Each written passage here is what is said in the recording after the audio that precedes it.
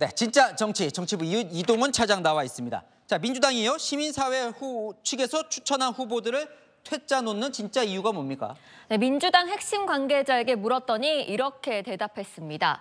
시민사회가 진보당 같은 후보를 추천했다. 사회적 약자를 추천해달라고 했는데 반미 이념 활동을 세게 한 인사들이 왔다는 겁니다. 이미 진보당의 비례대표 3명에 울산 북구 후보 단일화까지 해서 4석을 양보한 걸로 족하다. 우리가 원했던 사회적 약자 콘셉트 후보가 아니라는 겁니다. 진보당 같은 후보, 이 말이 딱 귀에 들어오는데 민주당은 뭐가 문제라는 거예요? 바로 통합 진보당 트라우마 때문입니다. 통진당은 10년 전 이석기 전 의원의 내란 선동 사건을 계기로 해산됐죠. 당시 통진당이 13석을 얻었는데 민주당의 야권 연대가 있었기 때문에 가능했습니다. 그런데 당시 통진당 핵심이던 김재현, 이상규 전 의원이 지금 진보당에 있거든요.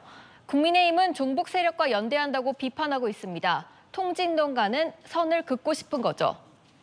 진보당은 억울해합니다. 진보당 핵심 관계자에게 물어봤더니 지금 당원들 중 통진당 계열은 소수고 80%는 새로 들어온 당원들이라고 말했습니다. 네, 지금 이 민주당과 진보당 비례뿐 아니라 지금 지역구도 연대를 하고 있는 거죠? 네, 진보당이 후보를 낸 지역구에서는 민주당 후보와 단일화 작업이 이루어지고 있습니다.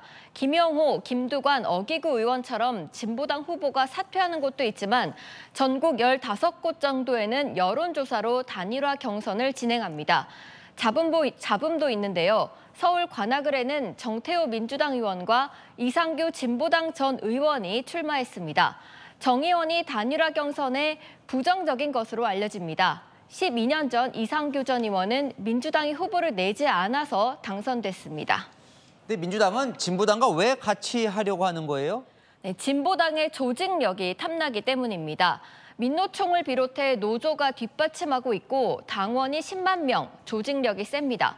이번 선거에서도 전국 80여 개 지역구에 후보를 내는 저력을 보였습니다. 당비는 거대 양당이 월 1,000원인데 진보당은 월 10,000원, 10배죠. 충성도도 그만큼 강하다는 평가입니다.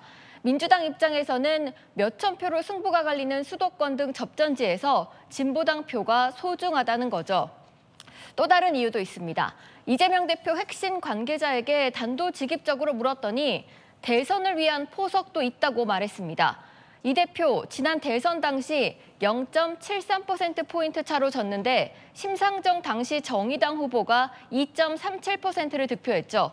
한 친명 핵심 의원은 심상정 의원과 단일화만 했어도 이 대표가 이겼다며 아쉬워했습니다. 총선부터 야권 단일화를 해서 대선까지 쭉 이어가겠다는 거죠. 자, 그런데 민주당이 시민사회 후보에 퇴짜를 놓는 그럼 진짜 이유 알려주시죠. 중도층 표심 때문입니다.